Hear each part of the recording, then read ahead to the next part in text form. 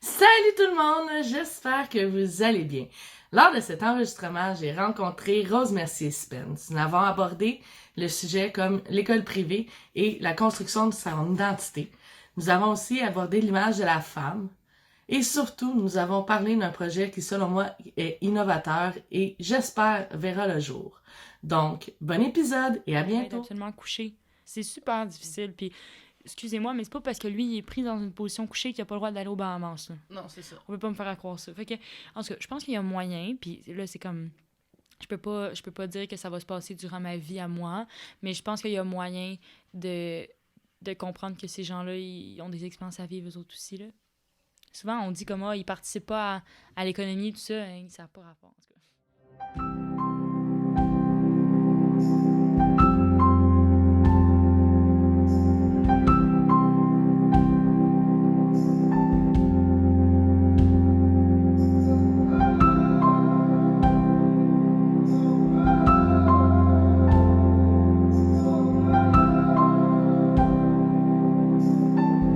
Le Mauve vous présente l'heure dorée.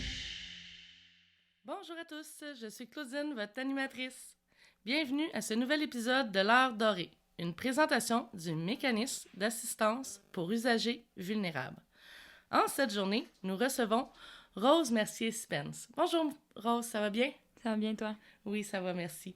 Donc, Rose Mercier, je l'ai rencontrée comme animatrice, mais comme avant tout aide de service dans une résidence. Et par la suite, pour son amour pour les aînés, elle est devenue animatrice aussi auprès de cette clientèle-là.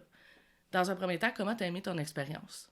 J'ai vraiment aimé mieux l'animation que le programme d'aide de service parce que j'aimais beaucoup plus le point de vue récréologie, le point de vue loisir avec les aînés que le point de vue soins. Donc, j'ai vraiment aimé mieux ma deuxième expérience, mais les deux, ça m'a apporté des choses différentes.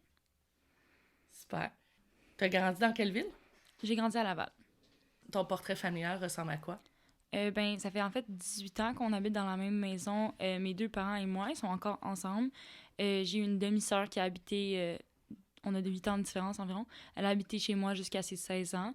En fait, je suis encore dans la maison familiale, puis on est une petite famille, pas de grands-parents et oncles et tantes qu'on voit à Noël, mais on est une petite famille serrée. Là. Les liens à la maison sont très importants, puis les repas en famille. Oui, on est trois, puis on est collés. Surtout avec le confinement, mais ça va bien quand même. C'est sûr qu'on passe plus de temps avec eux. Oui. L'ambiance, ça se tient bien. Ça va. Au début, c'était rock'n'roll, mais là, ça va de mieux en mieux parce qu'on apprend à comme vivre nos vies isolées dans une maison. Puis qu'est-ce qui a changé un peu au niveau de votre quotidien présentement? Je pense qu'on fait juste comme cohabiter, mais on fait un peu comme si on n'était pas là, dans le sens où on se voit le matin puis on se voit le soir, mais dans la journée, on interagit moins parce que c'est comme si on menait nos vies traditionnelles. Fait que ça nous permet de comme, entretenir une relation plus saine parce qu'on fait comme d'habitude. Puis on se voit le soir, on jase, on se voit le matin, mais entre-temps, comme on fait nos affaires puis on se pile pas sur les pieds, fait qu'on on se tape pas ses nerfs. T'as grandi à Laval, t'as fréquenté quelle école? J'ai fait. En fait, j'ai jamais changé d'école à part quand c'était dans le milieu de comme changer primaire, secondaire, cégep. Quand j'étais au primaire, j'ai fait mes 6 ans à l'Académie Lavalloise, qui était vraiment une petite école privée. Puis après ça, j'ai fait mon secondaire au Collège Richelieu Assompta à Montréal, mes 5 ans. Puis là, je suis rendue au cégep. Fait que toi, t'as fréquenté le milieu privé primaire et secondaire Toute ma vie, toute ouais. ta vie. Comment t'as vécu ces expériences-là au privé? Comme un peu comme un amour-haine, là, je dirais, parce que je suis vraiment reconnaissante. Aujourd'hui, j'ai beaucoup de facilité à l'école. Je pense, entre autres, que c'est parce que j'ai comme eu vraiment une éducation dans le nuage, comme on dit, là. Mais je trouve que c'était plus difficile parce que le cadre privé, c'est un cadre restreint. C'est un cadre dans lequel c'est pas tout le monde qui se retrouve. Puis ça, c'est plus difficile parce qu'à un moment donné, tu réalises que t'es un peu en arrière de tout le monde au niveau du développement personnel parce que t'as comme été dans un moule où tu devais ressembler à tout le monde. Fait que c'est comme un développement de personnalité peut-être un peu plus lent pour certaines personnes comme moi, par exemple, parce que comme j'ai pas été capable d'être individuelle là-dedans. T'sais, j'étais comme tout le temps dans le groupe d'élèves parce que c'est le milieu genre privé, c'est fait pour rendre tout le monde uniforme. Puis il n'y a pas beaucoup de, comme, de distinction, puis de reconnaissance de la distinction. C'est surtout comme, on veut que tout le monde soit pareil, tout le monde soit beau, tout le monde soit bon, on est tous habillés pareil, puis ça va souvent dans les extrêmes aussi. Puis, tu sais, c'est juste un uniforme, mais c'est aussi comme un symbole d'uniformité, puis de... Je m'en allais te lancer justement là-bas, d'où les uniformes, Exact. pour l'uniformité, ouais, c'est... Puis moi, ça m'a vraiment déstabilisée depuis porter d'uniforme, là, de là en faire quasiment des crises de panique quand il fallait que je m'habille parce que je savais pas du tout comment exprimer mon langage dans mes vêtements. Tu sais, j'ai porté des uniformes de 5 ans à 17 ans. Fait que, alentour des étudiants de mon âge, tu sais, pas l'été, puis tout ça, mais comme quand je suis arrivée au cégep, c'est comme une crise identitaire de savoir comment j'allais m'habiller parce que j'avais aucune idée par où commencer. Puis, tu sais, pour moi, l'habillement, c'était comme vraiment ma personnalité parce que quand on avait des journées couleurs à l'école, c'était comme tout le monde montrait exactement c'était qui était en dedans d'eux, tu sais, comment ils s'habillaient. Puis là, j'étais comme, mais là, il faut que ça soit à tous les jours, fait qu'il faut que je montre la bonne affaire. Puis pour moi, c'était comme à travers mes vêtements. Puis je pense que c'est ça qui m'a fait... Puis tu sais, les vêtements, encore une fois, ça symbolise plus que ça parce que j'avais de la misère à me trouver, parce que au secondaire, j'avais tellement juste été concentrée à rester dans le petit moule que là, ça a été long avant que je développe ma personnalité puis que je réalise que je suis quelqu'un d'autre qu'une fille d'école privée, tu sais. À quel moment t'as réalisé que t'avais une certaine marginalité avec le reste de ta micro-société, on pourrait dire? Mais je pense que j'ai toujours été marginale, dans le sens où même quand j'étais au primaire, comme... Tu sais, c'est comme on m'aimait ou on m'aimait pas, parce que des fois, j'étais un peu... J'ai toujours été quelqu'un qui, surtout au secondaire, là, je savais pas comment exprimer comme mon désarroi ou des choses comme ça. Fait que souvent, comme je me soulevais à des petites choses. Puis là, tout le monde était comme, ben là, c'est la fille qui part un débat avec un rien. Mais moi, personnellement, c'était comme ça que comme je me libérais. Tu sais, c'était comme en des petites affaires comme au secondaire. Tu sais, ça, on dit c'est marginal, c'est pas très marginal, là, comme pas porter les bons bas, là, tu sais. Ben pour moi, c'était comme... Puis pour mon secondaire, c'était comme très marginal, là. Ben, surtout que t'as un uniforme à respecter, un cadre à respecter. Exact. Fait que pour eux, si t'as pas deux bas de la même couleur, tu respectes pas l'uniformité. Là.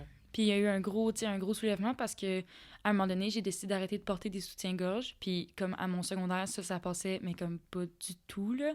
Puis je me faisais dire que comme on voyait à travers mon chandail, puis que c'était pas correct, puis on voyait pas, tu sais.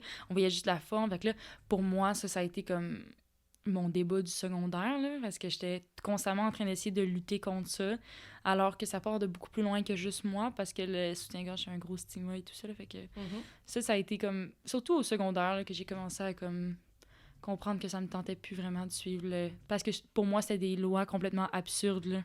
Quand une norme est là puis qu'elle a pas vraiment de sens, t'as pas vraiment le goût de la suivre, fait que ça, c'était surtout ça. T'sais, porter le soutien-gorge, pour moi, c'était une loi absurde, là, fait que je me soulevais.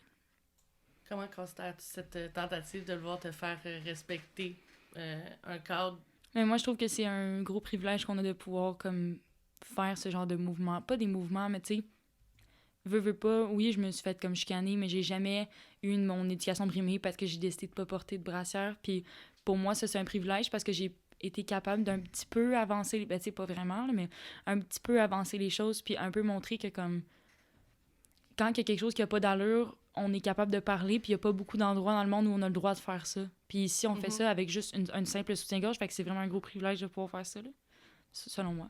Puis on s'entend justement quand tu parles de non-sens, que tu aies un soutien-gorge ou pas, ça n'empêchait pas tes capacités intellectuelles ou de réussite scolaire. Exactement. Puis les phrases qui ressortent avec le débat sur le soutien-gorge, c'est le regard de l'autre, surtout, tu sais. Puis une norme qui se base sur le regard de l'autre, pour moi, c'est comme une preuve un peu fragile, là, dans le sens où comme tu peux pas vraiment te baser sur ce que les autres pensent de toi pour établir si c'est quelque chose de bien ou de mal.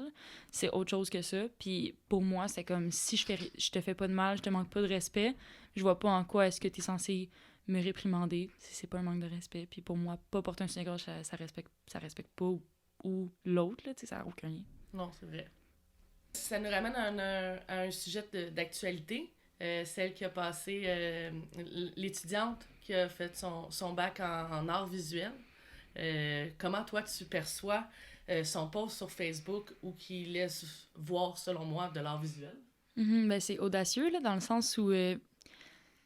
moi, je suis tellement d'accord avec ça, dans le sens où elle fait pas ça pour... Il y a autre chose derrière ça, là. C'est pas juste une fille qui se monte les boules, comme quelqu'un dirait. C'est beaucoup plus qu'une fille qui se monte les boules. Là. C'est une histoire, c'est un préjugé, c'est de la discrimination, c'est du sexisme. Il y a vraiment plus gros derrière ça. Puis si toi, t'as le courage de faire... Parce que c'est par les gros mouvements comme ça que naissent comme que naît l'évolution. Tu sais, c'est les gens qui font comme « Oh mon Dieu, OK, c'est surprenant. » Là, ils prennent ça un peu tout croche, mais c'est comme ça qu'on avance. C'est avec des comme... On appelle ça des bold movements. Là. Si tu fais quelque chose de vraiment bold, ben les gens ont plus tendance à comme tranquillement pas vite se diriger vers une acceptation. Fait que pour moi, cette fille-là, tu sais, évidemment, c'est drôle dans le sens où comme... c'est... En fait, cette fille-là, en plus, moi, personnellement, comme je l'ai vue sur Instagram, puis elle a ce qu'on appelle un OnlyFans, qui est comme un compte de photos privées qui coûte quelque chose, tu sais. Puis c'est ça le gag avec elle, c'est que c'est une artiste et une femme qui publie des photos d'elle, tout ça, en échange d'un revenu, mais comme sur une plateforme un peu... une plateforme publique, là. Pas publique, mais c'est une plateforme que beaucoup de personnes utilisent, là.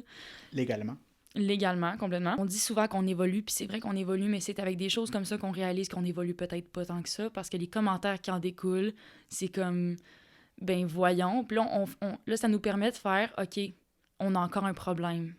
Puis sans une fille qui faisait ça, on le réaliserait pas qu'on a encore un problème, parce que ça prend quelqu'un qui brise complètement tout pour que les personnes qui sont pas d'accord puis qui font des jugements sexistes ressortent puis qu'on les voit, tu sais. Oui, puis ça m'amène justement, comment tu te sens face au fait que c'est beaucoup plus de femmes qui la critiquent? Ça, c'est le gros problème du féminisme mal géré. Là. La plupart du temps dans la vie, les femmes... En fait, je sais pas si ça a le rapport avec le fait que ce soit des femmes ou des hommes qui la critiquent, dans le sens où comme son mouvement amène de la critique, point. Puis pour une femme qui a des seins, ça peut être... c'est différent de la perception des hommes. T'sais, nous, on comprend c'est quoi d'avoir des seins, puis c'est quoi le regard des autres sur notre paire de seins. T'sais, on veut pas mâcher nos mots, là. Mais je sais pas, j'ai l'impression que c'est peut-être... Ça vient d'une toute autre source que du sexisme. Ça vient plus d'une source de genre... d'incompréhension, d'inconfort, de quelqu'un qui a une paire de seins, puis qui fait comme... De jalousie? Ça, il peut y avoir plein d'autres affaires. Puis ça aussi, tu sais, je veux dire, les hommes sont pas les seuls problèmes dans la société, là, c'est un mécanisme, là, fait que c'est pas juste les... On va pas commencer à faire du man-shaming puis dire « Ah, les hommes, c'est... » Non, il y a des femmes aussi là-dedans, puis c'est juste un pattern de société qu'on doit briser, puis ça n'a pas rapport avec le sexe, là. Ça a rapport avec le pattern. En effet. Puis toi, quand t'as entrepris le mouvement, là, au niveau de... Je décide, là, je porte pas la brassière, étais-tu critiqué plus par le personnel féminin ou par le personnel masculin? Ou même le personnel, les élèves aussi, là, on englobe toute l'école en entier. Là. Mais il y a personne qui a osé me regarder puis me dire « Hey, tu portes pas de brassière parce qu'on est jeune puis qu'on veut pas le dire dans la face des autres. » Je pense que la critique que j'ai le plus eue, c'est mon père, premièrement. Ça a été comme le... C'est encore un problème aujourd'hui. Ça fait comme 5 ans, j'en porte plus. Là. Fait que ça, c'est vieux. Puis la direction. Comme les surveillants. Tout ça. Moi, j'ai eu un surveillant, justement, qui est venu dans mon dos, qui a comme palpé mon dos, puis qui a dit « Ah, tu portes pas de soutien-gorge. » Pour moi, ça, c'est absolument inapproprié. Ouais, c'est absolument ridicule. Puis, mais j'ai comme l'impression qu'il y a une surveillante aussi qui aurait pu faire ça, puis comme, c'est normal, parce que dans ce cadre scolaire-là, pas porter une brassière, c'est très audacieux. Tu sais, c'est autant dans la micro-société où j'étais au secondaire, c'est autant audacieux de pas porter de brassière avec un polo blanc que de la fille de l'UQAM. C'est vu pareil dans la micro-société de mon école secondaire. Là. Mais ça ne donne pas plus le droit de venir te palper, non, toucher, c'est absolument inapproprié. Ouais, mais tu sais, quand t'as 16 ans ou 17 ans puis que tu sais pas trop c'est quoi tes droits dans la vie, comme puis t'es dans une cafétéria avec 500 autres élèves, tu te lèveras pas de bout, puis t'iras pas... Déjà que moi, j'étais quelqu'un qui, comme... pas se plaignait souvent, mais tu sais, qui disait qu'est-ce qu'elle avait à dire, ben là, je voulais pas trop en mettre non plus, parce qu'à un moment donné, t'as juste l'air de la fille qui se plaint, puis... On choisit nos batailles. Exactement, on choisit nos batailles, puis comme... Tu sais, en même temps, le surveillant, il riait, puis là, j'étais comme, on n'est pas trop sûr de c'est quoi ses intentions, fait que je me suis pas battue pour ça, puis je me suis juste dit, regarde, c'est un vieux monsieur, il est dans ses idées, c'est correct, on passe à autre chose. En avais-tu parlé à tes parents? Non, parce que... en fait, mon père, il m'aurait dit... Ah ben oui, tu sais. de normal. Puis moi, j'aurais pogné les nerfs après parce que... Fait que là, j'aurais comme projeté ça sur mon père parce que... en fait, que c'est le monsieur qui a fait ça, c'est pas mon père, mais j'aurais probablement pogné les nerfs après mon père parce qu'il représente la même catégorie de personnes. Puis ma mère, ben, tu sais, c'était comme un détail, là. Je l'ai pas pris personnel, honnêtement. J'aurais peut-être dû. De prendre personnel ce que... Ouais, c'était pas très super quand j'y repense, mais... Ben, tu sais, en même temps, c'est comment tu l'as vécu à ce moment-là Mhm. aussi. Je pense pas que... Puis comme tu dis, t'as choisi ta bataille, tu sais, t'en avais peut-être d'autres qui, pourtant, étaient Ouais. plus importantes pour toi à ce moment-là. Je te connais comme une femme énergétique, avec beaucoup, beaucoup de fougue. Mais toi, comment tu te décris comme personne? Oh my God. Ben, moi, je me décris comme quelqu'un qui est bien dans l'allure, mais que ça se passe différemment à l'intérieur, là, dans le sens où, comme, je suis quelqu'un qui va, comme, défendre des choses dans la vie, mais je suis tout le temps en train de me re-questionner, tu sais. Puis ça apparaît pas nécessairement quand je tiens un débat, parce que je veux pas avoir l'air de la fille qui se re-questionne, mais je me re-questionne vraiment souvent. Puis en même temps, comme, je suis vraiment marginale dans le sens où je refuse de faire partie d'un train de génération. Genre, D'accord. exactement. Puis je refuse de faire partie de notre génération qui... Dans le sens où, comme notre génération à nous, puis je parle comme de connaissances parce que je suis exactement dedans, là, mais on est des gens qui sont plus sensibles aux injustices, puis qui réagissent par rapport à ça. Puis moi, je pense que encore une fois, il faut choisir ses batailles, puis il y a vraiment des choses qui méritent la bataille, puis qui la méritent forte. Mais je pense que si on met plein de petites batailles, ben celle qui la mérite plus forte, elle en a pas assez. Elle n'a pas de mérite. Exactement, puis ça enlève de la crédibilité parce que si, dans le sens où si on lève nos pancartes à toutes les mini-occasions qu'on trouve, ben là, on verra plus pourquoi on lève nos pancartes, tu sais. Fait que je pense qu'il y a des batailles qui se méritent d'être battues. Je pense qu'il y en a que non, puis je veux pas non plus aller dans l'exagération, mais comme, tu sais, dire... Faut pas non plus rester dans l'espèce de stigma négatif. Tu sais, tout n'est pas négatif, on avance vraiment beaucoup, puis je trouve qu'on a tendance à tout le temps ramener à comme « Ah, c'est pas bien, mais il y a vraiment des choses qui changent, puis il y a vraiment des choses bien. » Tu sais, puis je veux pas être associée à... Parce que je trouve qu'on a l'air d'une génération de négatifs, genre. Tu sais, Okay. puis je veux pas qu'on soit ça, fait que j'essaie de comme ça aussi. Fait que je suis tout le temps comme en train de je suis quelqu'un de vraiment en opposition dans la vie, là, dans tout ce que je fais, là. Récemment, la compagnie Hasbro qui fait ces jouets-là ont enlevé le monsieur et madame Patate parce que Ah les oui, gens se c'est sont ça. sentis offusqués à cause du Non. genre de monsieur. Ah oui, ok, c'est ça. C'est exactement ça que je veux dire. Dans le sens où, comme, il y a des situations qui méritent, mais il y en a que, comme, take a break. C'est ça que je dirais. Tu sais, monsieur, madame, c'est comme si c'était exagéré. C'est exagéré dans le sens où je vois de où ça vient. Puis moi, quand je suis face à quelqu'un, là, une personne, c'est vraiment important de respecter ses pronoms puis de faire attention à ça. Mais de là à aller dans un jouet comme qui est vieux, là, c'est vieux, les Monsieur Patate, puis d'aller comme...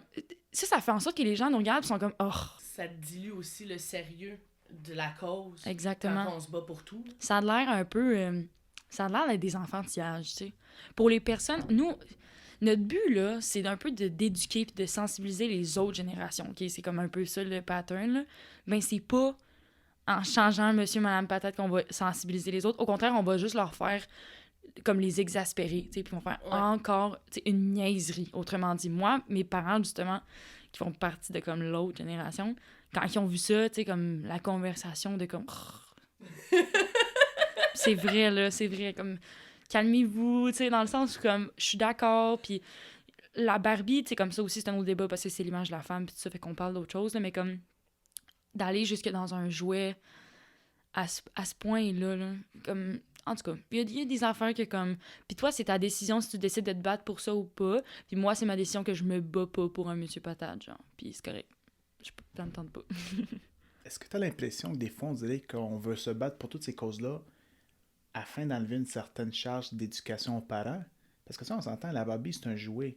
C'est à tes parents de décider s'ils te laissent jouer avec ça ou pas. Puis c'est à tes parents de t'inculquer quand même les valeurs et les croyances qu'ils ont par rapport à un jouet ou pas. Tu dis tantôt, ton père, il était pas trop d'accord avec ton idée pour que tu mettes pas ta brassière, mais il t'a quand même respecté comme sa fille. Exact. Il t'a quand même... Il t'a Oh, dit oui. qu'il était pas d'accord parce qu'il a le droit de pas être d'accord, mais il t'a pas dit non, tu sors pas de chez nous comme ça. Ou non, je te nourris plus. Tu sais. Non, tu sais, on s'entend dessus. Mais il m'a déjà fait la shot de sors pas de chez nous, par contre. Il a dit... Ben, en fait, non, pas la shot de sors pas de chez nous, mais la shot de genre, je viens pas te chercher. Ce classique-là. Mais honnêtement, moi, je pense que... on s'éloigne de l'individualisme, puis on devient comme un peu genre une collectivité, puis c'est par la collectivité on vainc l'absurde. On réalise qu'on est comme, ben, voyons donc, voir qu'on est de même, tu sais. Puis là, face à cette absurdité-là, la seule réponse qu'on trouve, c'est certainement pas que c'est notre faute, là. Parce qu'on peut pas s'avouer des torts aussi gros. Fait que c'est plus facile de passer par un milieu comme les réseaux sociaux ou comme le gouvernement ou comme n'importe quoi qui est pas tant proche de nous que de dire que c'est notre faute puis que c'est de la faute des parents. Genre, on peut pas commencer. Tu sais, puis moi, je pense que oui, c'est par l'éducation qu'il y a bien des affaires qui se passent, mais je pense aussi que les personnes qui n'ont pas eu cette éducation-là, puis qui... faut aussi que eux, tu sais, on peut pas juste dire, on peut pas les mettre dans un coin et dire vous avez pas eu les meilleurs parents du monde, ben tu sais, comme... Sorry, man. Mais tu sais, fait qu'il faut les éduquer d'une autre manière. Fait que je suis d'accord avec les réseaux sociaux pour les gens qui ont comme eu moins l'occasion d'avoir une éducation parentale qui est comme égalitaire, là, dans le sens qui présente les deux genres, whatever. Mais en même temps, je pense qu'il faut reconnaître l'importance des parents puis l'importance de l'éducation, puis il faut pas comme... On sauve, en tout cas, la mentalité de sauver le monde, là, mais genre, c'est pas par les réseaux sociaux qu'on va sauver le monde, là. Ouais. Malheureusement. L'arrivée au collège fut un accès de liberté? Oui. Oh mon Dieu. Oui.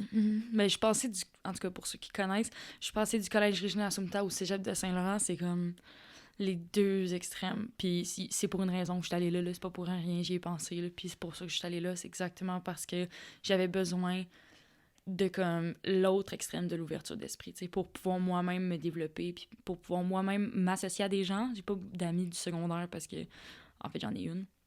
Mais c'est juste parce que, genre, je m'associais pas bien avec les gens de là, puis j'avais besoin de trouver comme un milieu où il y a tellement de monde que c'est impossible que j'en trouve pas, tu sais. Parce qu'à Saint-Lô, à Saint-Laurent, c'est n'importe qui, là. C'est ça qui est le fun, c'est que il y a de tout. Puis c'est là que j'avais besoin d'aller. À une place où il y avait tout le monde, puis où je pouvais vraiment trouver comme ma tasse de thé, autant au niveau de ma personnalité, autant au niveau de comme mes connaissances. T'sais.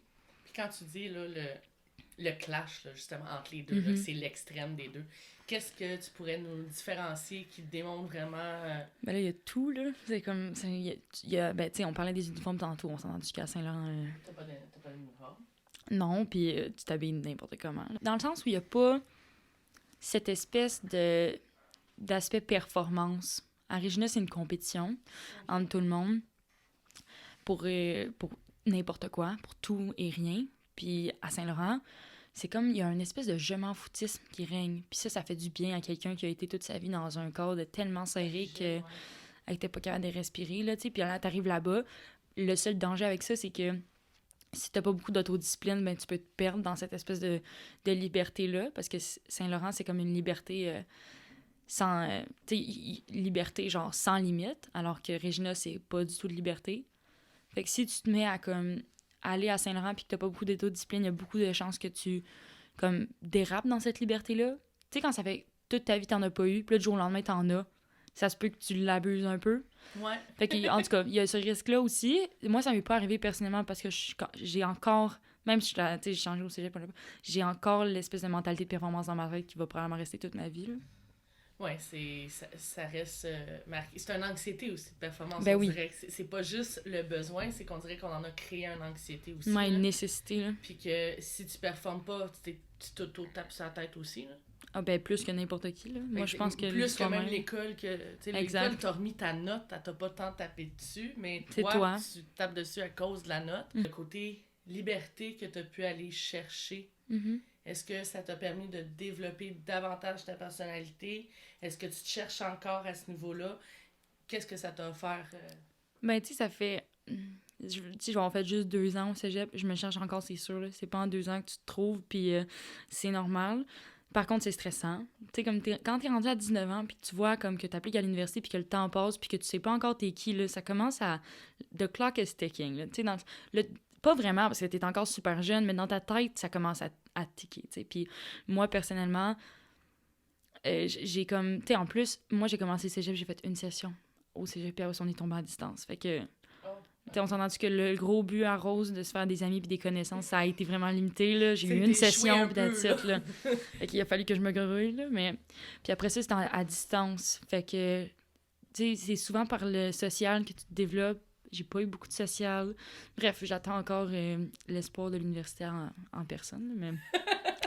non, mais tu sais, je pense, honnêtement, je sais même pas sûr si on se trouve un jour, là, mais tu sais, dans le sens où tu continues tout le temps à te découvrir puis tout ça. Fait que... Mis à part le défi relevé, que je pourrais te dire qu'aujourd'hui, tu te portes fièrement, pas de brassière, qui était un de tes défis selon moi pour l'école. Est-ce que tu as d'autres défis que tu as relevés pendant ces années primaires, secondaires, qui t'a forgé quand même une certaine personnalité malgré que tu n'avais pas les couleurs? Mm-hmm. Ben, moi, au secondaire, là, j'étais vraiment quelqu'un que je pourrais catégoriser comme désagréable, là, dans le sens où moi, je serais pas amie avec la moi du secondaire, dans le sens... j'étais bête comme mes pieds parce que ça me tentait tellement pas d'être là. Tu sais, quand t'as tellement pas le goût d'être à un endroit, puis tu t'imagines partout ailleurs, là, fait que t'as juste la face qui vient avec, puis ça faisait en sorte que, comme, on dirait que je subissais mes journées à place de les vivre, puis comme aujourd'hui, je peux même pas me rappeler d'un matin où je me suis réveillée bête pour aucune raison. Au secondaire, c'était à tous les matins. Tu sais, je me réveillais puis je partais du pied gauche tout le temps. J'étais pas capable de partir. Tu sais, je partais du mauvais pied parce que je m'en allais encore à l'école que j'aime pas avec des gens que j'aime pas. Puis là, de reculons. Je partais tout le temps de reculons. Puis à un moment donné, j'ai comme réalisé que, comme, premièrement, c'est pas le fun pour ton entourage quand t'es pas comme tes pieds à toutes les secondes de ta vie. Deuxièmement, c'est pas le fun pour toi non plus parce que tu profites de rien, tu fais juste tout subir à l'envers. Puis je pense que c'est surtout ça le défi que j'ai eu à relever, c'est que j'ai dû comme désapprendre à vivre la vie à reculons, tu sais, puis plus apprendre à vivre la vie de l'avant, puis tu pars ta journée, puis comme tu pars pas déjà avec une mauvaise idée, parce que sinon, c'est sûr que tu vas passer une journée de merde, tu sais. Fait que je pense que j'ai plus appris à être positive, puis tout ça, parce que avant, c'était vraiment intense, là. J'étais vraiment bête, là. Puis tu sais, je me regarde, puis je suis comme, oh my God, que je me serais détestée si j'avais été comme mon ami, mettons, là. Puis c'est plate de faire subir ça aux gens autour de toi, parce que ton malheur puis ton mal-être, il est vraiment valide, puis il est vraiment important, mais en même temps, le monde doit pas être mal parce que toi, t'es mal, là. Puis c'est ça que je faisais, tu sais. Je me rendais tout le monde mal parce que j'étais bête avec eux. Puis ça, c'est pas le fun. Mais tu considères-tu que t'étais bête ou en réaction avec le milieu qui peut-être t'empêchait de t'évanouir? T'évanouir. Ben, en même temps, moi, je suis pas du genre à comme... Je suis pas du genre à... Pas à blâmer le monde, mais comme... Moi, personnellement, mon mécanisme puis comment je deal avec mes affaires, c'est en mettant toutes les balles de mon côté. Tu sais, moi, je pense vraiment que si le cœur m'en avait dit, j'aurais pu être beaucoup plus positive que ça, puis j'aurais pu voir tout. Parce qu'on s'entend-tu que j'ai été vraiment privilégiée d'aller à cette école-là? Là? Y a beaucoup de gens qui ont pas ce privilège. C'est privilégié de ma part, puis je l'ai même pas reconnu. Tu sais, j'ai pas eu de reconnaissance pour ça. Fait que je pense que, oui, j'ai une grande part à jouer là-dedans. Puis oui, mon école était pas facile, mais c'est pas de la faute de mon école, c'est de ma faute à moi. Tu sais, c'est moi qui décide si le matin je me lève, je suis de bonne humeur, ou si je me lève, je suis de mauvaise humeur. Puis oui, des fois, on est dans des endroits où on veut pas être, mais c'est pas pour autant une raison de faire chier le peuple. Genre, c'est ça ma phrase, mais tu sais, c'est comme, c'est moi qui prenais cette décision-là, puis j'aurais pu pas l'être, puis je l'étais pareil. Fait que non, c'est pas de la faute à mon école. Il y a des élèves qui vont là, il y a 300 élèves par cohorte par année, puis je veux dire, les gens, ils finissent pas tous malheureux, là, fait que il y a quelque chose d'autre là-dedans, là, tu sais. Mais c'est quelque chose d'autre, là. Est-ce que tu penses que c'était d'un malaise de peut-être pas essayer d'essayer de fitter, mais que t'étais pas capable de te retrouver? Non, j'ai jamais été capable de fitter, là. J'ai essayé, tu sais, j'ai eu beaucoup de groupes d'amis, puis à chaque fois, il y avait quelque chose qui... Parce que il y a comme au secondaire, on fit pas tout ensemble, on se rapproche avec des gens avec qui on appartient, puis comme si on fit avec un groupe, on se ramasse bien chanceux. Ben chanceux. Parce que... Puis je suis pas mal sûre que comme même si je voyais bien du monde ensemble en groupe, il y a beaucoup de gens qui se sentaient comme moi. Tu sais, comme toute seule dans un groupe, là. Mais je suis pas vraiment dans le groupe. Exactement. En fait, c'est le fun de rencontrer du monde, puis de réaliser après ça pourquoi ça marche pas avec ce monde-là, parce qu'après ça fait que ça marche mieux avec d'autres, tu sais. Ouais. Fait que ça a l'air plate, c'est poche à vivre, mais it's part of the game. Ouais, puis je pense qu'on peut pas s'en vouloir que nos chemins se séparent un moment donné, puis je veux dire, je pense que c'est la vie qui se construit comme ça. Exactement. Parce qu'au secondaire, clairement, on est en train de se construire, là. Ça m'amène au moment doré. Donc, quel est ton moment ton accomplissement, ton moment de fierté pendant tout ce parcours-là à l'école privée? C'est encore un accomplissement qui est en devenir, dans le sens où on travaille toujours là-dessus, mais je pense que c'est de moins juger les gens qui nous entourent. Comme, tu sais, c'est avec les expériences que tu apprends dans la vie. Puis souvent, ça arrive, là, le classique expérience de comme, tu vois quelqu'un, tu juges qu'est-ce qu'elle fait, tu le dis, puis là, la personne, elle l'entend, puis là, finalement, c'est pas pantoute tout ça qu'elle vit, puis finalement, c'est triste qu'est-ce qu'elle vit, puis là, tu comprends, puis là, t'as de l'air un peu du niaiseux qui a jugé trop vite, là. Ça, c'est comme le classique, là, tu sais. Mais Puis quand ça t'arrive, souvent, là, puis quand ça t'arrive quelquefois, tu finis par faire comme, hey, tu sais, pense-y 2 fois, puis comme, évalue toutes les possibilités, puis ça, tu sais, comme, c'est un accomplissement super général, mais après ça, dans tous tes milieux de vie, ça t'avantage parce que t'es pas tout le temps poussé à avoir comme ah, pourquoi cette personne-là a fait ça, c'est ton mec con, c'est ton mec niaiseux, puis tout ça. Fait que t'es juste plus comme dans le j'essaie de comprendre. Puis quand t'es avec tes amis aussi, ça change de quoi parce que quand ton ami fait quelque chose que t'aimes pas ou de quoi du genre, tu sais, à place de faire comme ben voyons, c'est dans mes plates que t'as fait ça, tu demandes genre pourquoi t'as fait ça, tu sais. Puis là, dans toutes tes sphères de ta vie, tu deviens plus dans la compréhension que dans le jugement. Puis c'est quand on comprend pas qu'on juge, là, tu sais, c'est la base. Puis c'est ça dans comme toutes les sphères d'études, de milieu de travail, d'amitié, de relations amoureuses. Ça vaut dans tout parce que ça te permet de comme de tout vivre plus facilement parce que comme tu poses des questions à la place d'insinuer puis tout. Puis je pense que ça, c'est quelque chose que tu apprends comme premièrement avec le temps puis avec les expériences. Puis aussi, quand tu te pousses à aller dans des... Tu sais, t'as des préjugés, mettons, là, contre une certaine part de la société ou peu importe, si tu te pousses à aller à la rencontre de cette partie-là, probablement que tu vas comme tout te faire détruire tes préjugés. Puis là, tu comprends que les préjugés dans la vie, ça mène à nulle part. Puis là, tu sais, puis moi, j'en ai eu quelques expériences où comme j'en avais, puis là, j'étais arrivée là-bas, puis je me suis fait comme complètement comme revirer de bord, puis là, j'ai fait comme... Tu vois, ça sert vraiment à rien, là, d'arriver avec des préjugés puis d'en avoir point, là. Tu dis que t'étais du genre à juger, mais t'as approché une clientèle qui est souvent jugée ou critiquée par la société. J'ai souvent jugé, mais j'ai jamais jugé ces gens-là. Je sais pas pourquoi, comme... Pour moi, il y a des gens qui sont un peu des victimes de leur succès. non, des victimes, genre pas de la société, mais les personnes qui sont considérées comme vulnérables, pour moi, je suis pas capable de les juger. Genre, je vois pas le point.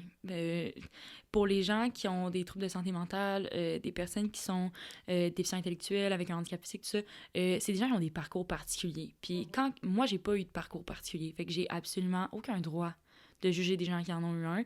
Puis les gens qui, comme, tu sais, puis quand t'es une ado, là, tu mens si tu dis que tu juges pas. C'est normal, c'est comme, c'est la base. Puis t'apprends à... Mais comme... tu te construis aussi, veux pas, exactement, à partir de ça aussi. Là. T'apprends à arrêter, puis t'apprends à... Puis je pense que il y a jamais personne qui pose aucun jugement. Je pense que c'est quelque chose qui se modère, pas qui s'arrête. Qui s'élimine. Mais les clientèles avec lesquelles j'ai travaillé, genre, j'ai toujours eu tellement d'amour pour eux autres que pour moi, c'était pas comme une... Je peux pas croire qu'il y a des gens qui les jugent, genre. C'est quelque chose que je trouve très absurde, là, tu sais. Des personnes qui sont dans une situation vulnérable, ça se juge pas, ça s'aide, là. En tout cas, c'est mon opinion. Ouais. Mais... Est-ce que tu t'as trouvé des fois un peu utopique, cette opinion-là? Oui, ben c'est sûr que c'est utopique, mais en même temps, la beauté de ça, c'est que ces gens-là, si on voit pas ça comme ça, on va les abandonner, là. C'est des gens qui ont besoin d'amour parce que premièrement, souvent, ils n'ont pas d'amour alentour d'eux ou ils n'ont pas d'amour pour eux-mêmes parce qu'ils sont désorganisés ou que... Peu importe, tu sais. Puis je pense que... Parce qu'eux aussi se comparent puis ils voient peut-être... Exactement. Ils ont des particularités, des pathologies, peu importe. Puis je pense que comme... Ça prend des gens qui ont de l'amour à leur en donner parce que eux, ils ont été malchanceux puis ils en ont moins que les autres, genre. De la société, d'eux-mêmes, de leur entourage, peu importe. Puis il y a aussi, tu sais, comme juste une connexion avec les gens, les personnes qui... Moi, j'ai trouvé que je connectais plus avec ces gens-là qu'avec des personnes neurotypiques, par exemple. Juste parce que leur vision de la vie est tellement différente puis est tellement eux-mêmes utopique, tu sais. On dit que c'est... Mais eux-mêmes, souvent, t'as une discussion avec eux autres puis tu réalises... Puis tu sais, là, je parle de... Surtout comme la clientèle déficient intellectuel, par exemple. Tu sais, il n'y en a pas de problème, là. Yeah.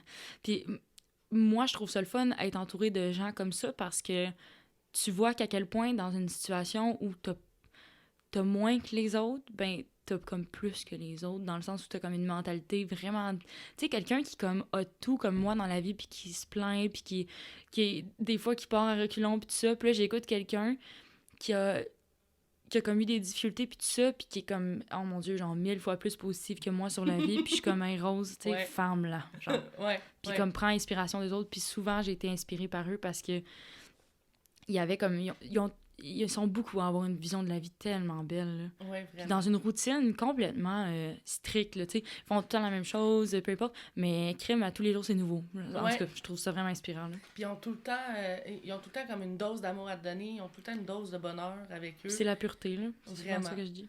Ben, pour moi, je trouve que ça démontre ta grande maturité de reconnaître tout ça, puis qui était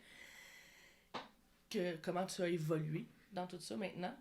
Tu étudies en sciences humaines au Ouais. cégep. Qu'est-ce qui t'a motivé vers cette... Mais la science humaine, c'était surtout parce que au secondaire, tu sais, comme encore dans la même idée que tantôt, on m'a encouragé vraiment beaucoup à aller en sciences. J'ai essayé, puis comme toi à l'école privée, ben ça m'a pris genre 3 jours, puis j'ai réalisé que c'était pas ma tasse de thé. Puis j'ai quitté le programme de comme, tu sais, au secondaire, c'est chimie physique, là. Puis j'étais allée en entrepreneuriat histoire, qui est pas plus des matières qui me passionnent, mais comme j'avais comme de l'anxiété à être en sciences, c'était pas mon dada, là, tu sais. Ouais, au secondaire, j'ai fait beaucoup de crises de panique à cause des cours de sciences, qui est quand même particulier, là. C'est comme je me ramassais en chimie, puis je capotais, là. Mais là, quand j'allais au cégep, j'avais comme pas vraiment d'idée où je voulais aller. Je voulais pas aller dans quelque chose de trop précis parce que justement, ça me tentait pas de... Moi, le cégep, là, je voulais comme un peu m'en débarrasser, là, tu sais. J'étais comme, là, je vais aller plus loin, je sais que je vais à l'université, fait que comme, j'avais le goût de faire de quoi qui allait me donner 2 ans pour repenser à mes affaires, puis juste 2 ans. Apprendre à te connaître. Exactement. Puis après ça, j'allais comme move on, puis être dans de quoi qui a de l'allure, genre de quoi de tangible, là, tu sais. Fait que j'ai fait des sciences humaines, je me suis dit, regarde, c'est super général, ça va me permettre d'explorer plein d'affaires. Je me suis mis en profil individu parce que la psycho, je savais que ça m'intéressait un peu. Finalement, j'ai changé de profil parce que j'ai changé de programme de sciences humaines. En tout cas, c'est spécial, mais je pense qu'on va en parler. Mais finalement, j'ai juste réalisé que comme ça me prenait un programme, ça s'appelle du Short and Sweet, puis comme j'ai comme fait le bon choix parce que c'est pendant mon cégep que j'ai réalisé c'est quoi que je voulais faire dans la vie, puis que là, je sais exactement dans quoi je m'en vais à l'université. J'ai comme c'est vraiment rassurant de savoir dans quoi tu veux t'en aller dans la vie, parce que sinon, c'est un peu anxiogène. Oui, vraiment. Mais surtout que tu as été éduqué dans un cadre où que tout était comme vraiment placé d'avance. Oui, je pense que ça m'aurait stressé de pas savoir qu'est-ce que je veux faire rendu ici aujourd'hui, là. Ah, c'est sûr. Tu dis qu'on va en parler, justement. Projet Sens. Oui, c'est ça. Ben, Qu'est-ce que j'ai vu ça passer, donc je suis très, très curieuse de savoir. Ben, au cégep de Saint-Laurent, ça fait des années qu'il y a le programme Sens, qui est un programme d'habitude, qui est un programme de stage à l'étranger. Je dis d'habitude parce que COVID l'oblige, on n'ira pas à l'étranger, c'est sûr. D'habitude, pendant au moins 30 ans, là, c'est un voyage dans lequel les étudiants en 2e année de sciences humaines s'inscrivent. Ils font certains cours de formation qui préparent au stage. Puis après ça, ils partent 1 mois à la fin de leur année dans un pays d'Amérique latine. Souvent la Bolivie, le Pérou. Je sais pas, ils ont fait d'autres pays aussi. Puis là, c'est le fun parce qu'ils font comme des cours qui préparent à ça. Fait qu'ils vont là-bas, puis c'est vraiment un beau stage d'exploration, puis tout. Avec la COVID, moi, je savais que j'allais m'inscrire en saut au cégep. Quand je suis rentrée à Saint-Laurent, ça m'intéressait vraiment beaucoup le programme Sens. Puis c'est aussi une des raisons pour lesquelles j'ai choisi Saint-Laurent, parce que j'avais cette option-là en sciences humaines. Fait que ça me permettait de pimper un peu mon programme, parce que j'étais vraiment contente. Puis là, quand la COVID est arrivée, ben là, je me suis dit, ça va commencer à tomber dans le beurre. Puis dans le fond, ils nous ont proposé de changer le stage puis de le réorienter vers l'exploration des communautés Innu dans le nord du Québec. Puis moi, ça, là, c'est sûr, je suis partie là. Quand ils ont dit ça, j'étais bien plus down que d'aller en Bolivie, là. Fait que, ils ont comme fait des cours de programme. On a fait un cours d'histoire des Autochtones. On a fait des projets, des conférences, tout ça. Puis on croise les doigts qu'on va y aller en mai. Mais en tout cas, on n'est pas encore sûr, c'est sûr. Puis probablement qu'on pourra pas aller à la rencontre des communautés Innu parce que les communautés, en ce moment, sont très fermées à cause de la COVID. T'sais, c'est compréhensible, là, ils veulent pas que des personnes de... Tu sais, on est quand même 12 jeunes de Montréal là, qui s'en vont à Shefferville. Là. Ça fait peur hein, pour le COVID. Fait que probablement qu'on n'ira pas à la rencontre physique avec eux, mais on a déjà eu beaucoup de rencontres Zoom avec plusieurs plusieurs acteurs importants, puis tout ça. Fait que c'est quand même, tu sais, même si on part pas en stage, c'est quand même une expérience très enrichissante pour nous, là. Surtout que moi, c'est vraiment un sujet qui m'intéresse, là. La situation des Autochtones au Québec, c'est vraiment quelque chose je suis très curieuse à propos de ça. Puis qu'est-ce qui alimente ta curiosité? Tout. En fait, la situation des Autochtones au Québec, c'est une situation particulière, puis c'est pas moi qui peux l'expliquer, parce que j'ai pas de... Je suis pas autochtone, évidemment. Mais en tant que blanche, tu sais, je peux dire que comme c'est une situation qui, pour moi, doit être défaite. Tu sais, doit se produire une décolonisation. Il y a quelque chose qui doit changer parce qu'en ce moment, c'est vraiment une problématique du Québec qui n'est pas nécessairement tant jasée que ça, mais elle est un peu jasée. Puis quand tu apprends à connaître, puis que tu approfondis les choses, puis que justement, tu parles avec des gens qui font partie de ces communautés-là, tu comprends que la problématique est vraiment plus grosse que ce qu'on en pense. Puis de ce qu'on en parle aussi. Exactement. Puis en tant que comme personne blanche dans mon adolescence, je pense que comme on a tout un petit peu un devoir d'essayer de réparer ce qui a été comme brisé. Puis ça veut pas dire que comme on a la pression, peu importe, mais pour ceux que ça intéresse, moi je trouve ça important de comme d'apprendre à connaître ça, puis d'être curieux à propos de la situation parce que c'est par la curiosité qu'on va finir par la changer. Ou la modifier. C'est par la curiosité que tu fais des belles rencontres. Là, c'est pas par les préjugés, c'est pas par les jugements, c'est juste par essayer de comprendre puis pas y aller avec déjà une idée faite parce que c'est ça qu'on a au Québec. On a une idée faite avec nos cours d'histoire puis tout ça qui sont pas très profonds, disons, là, à propos des communautés autochtones. Puis je pense que, en tout cas, moi, en 1 an, j'ai comme vraiment plus appris sur ça que... Tu sais, on en parle vraiment souvent dans nos cours d'histoire, là, puis là, c'est le classique Algonquin, Iroquois, là, les mains sont longues, les tipis, tout ça. Puis moi, je pense que j'en ai entendu parler genre au moins 5 fois dans 5 cours d'histoire différents, mais j'ai appris plus en 1 an que dans toutes mes 5 cours d'histoire qu'on a fait avec un petit clin d'œil à propos de ça, tu sais. Ouais. Parce que c'est comme de la superficie, puis c'est pas les vraies choses, là. Tu sais, c'est pas bonbon, là, cette histoire-là, puis on nous enseigne du bonbon. Fait que c'est vraiment quelque chose... Ça, c'est comme une de mes deuxièmes passions, là, parce que je trouve ça vraiment intéressant. Fait que là, tu t'en vas avec tout ça, ce projet-là. Tu vas faire quoi après ça pour l'université? Tu dis que tu as choisi, justement. Oui, je m'en vais en... C'est clair. Ben, j'espère être acceptée. Au bac en psychoéducation, j'ai été acceptée à la mineure déjà, puis c'est pas mal vers ça que je m'en vais, parce que je veux travailler avec les personnes qui ont des pathologies particulières, puis c'est vraiment ça qui m'intéresse. Tu as une clientèle visée que tu dis, je veux me spécialiser? Mais tu sais, j'ai travaillé avec... Là, en ce moment, je travaille avec des enfants polyhandicapés. J'ai travaillé avec des adultes, ados, enfants avec déficience intellectuelle et troubles du spectre de l'autisme, mais j'ai aussi travaillé avec des aînés, tu sais. Puis je pense que c'est surtout les déficients intellectuels puis les troubles du spectre de l'autisme qui m'intéressent beaucoup. Mais tu sais, en même temps, je travaille avec des polyhandicapés en ce moment, puis je trouve ça passionnant. Donc, je sais pas encore exactement où est-ce que je vais m'en aller avec ça. Puis ce qui est beau avec la psychoéducation, justement, c'est que tu peux aller un peu n'importe où, tu sais. Ouais. Tu peux même te rendre jusqu'aux communautés autochtones si ça te tente, fait que... Vraiment. C'est ça que j'aime du programme, c'est que c'est comme très général, mais c'est exactement la généralité que moi j'aime, tu sais. Mais ça englobe tout, puis tu sais que tu peux venir en aide, puis accompagner cette personne-là, puis lui offrir un soutien avec ça. Moi, je l'aime bien aussi, ce programme-là. Il en apporte vraiment, puis même sur nous. Mais oui, c'est sûr. Comment on se construit pendant ce bac-là. Mais en tout cas, je te souhaite bon succès pour l'obtention. Avec tout le bagage d'école, qu'est-ce qui te motive chez un enseignant à rester? Ben parce que là, tu vas tomber à des cours de 3 heures de temps à l'université. Donc, qu'est-ce qui te motive d'un enseignant? Je pense que le seul mot, ça serait l'innovation, là. Tu sais, c'est important de changer la formule.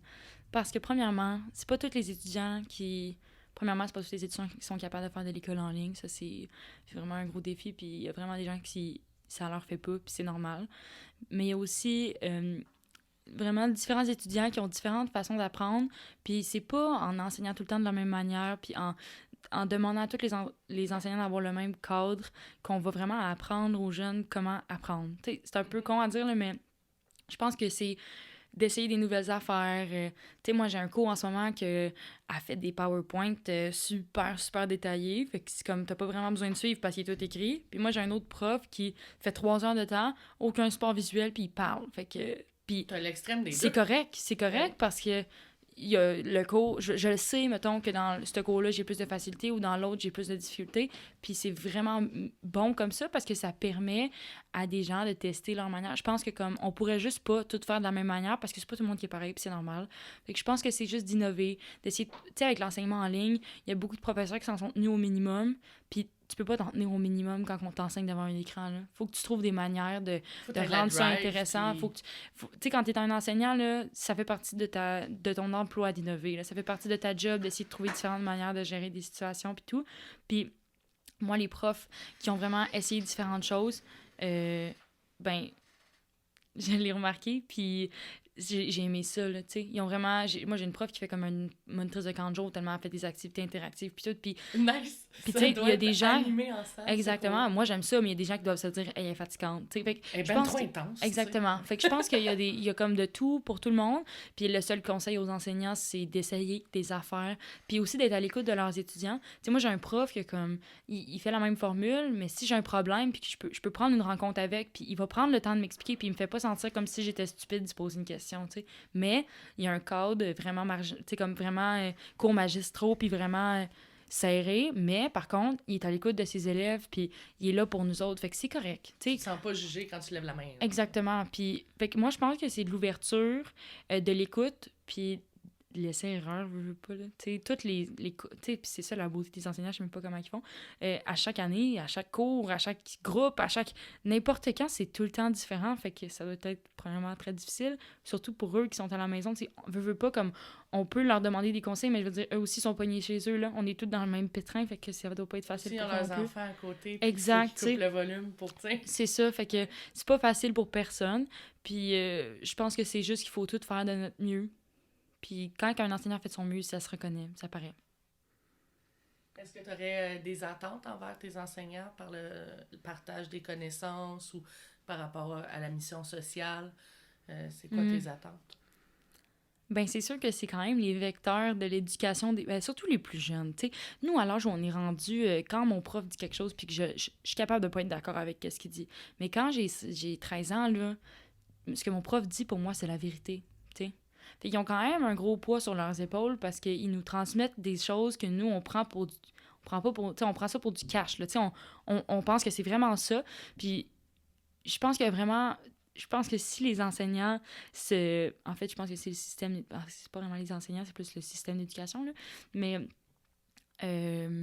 il pouvait, tu sais, comme, ne serait-ce qu'un peu modifier son système pour pouvoir être le plus inclusif possible, ben là, on irait tranquillement pas vite vers tu sais, comme une collectivité plus vivable, tu sais, parce que c'est les parents, c'est les enseignants, c'est les réseaux sociaux, puis tu sais, tout le monde a une partie à jouer, puis je pense que la partie des enseignants, puis ce que je m'attends d'eux autres, c'est de prendre part là-dedans, puis de pas éduquer à tort, tu sais, d'apprendre à tout le monde à être le plus inclusif possible, puis à essayer de comprendre, puis tout ça. C'est pas mal ça que je dirais. J'aime ça. J'aime ça. Ça nous amène à notre segment mécanisme social. Okay. Donc, ton projet soit futur, soit actuel, que tu aimerais présenter aux gens.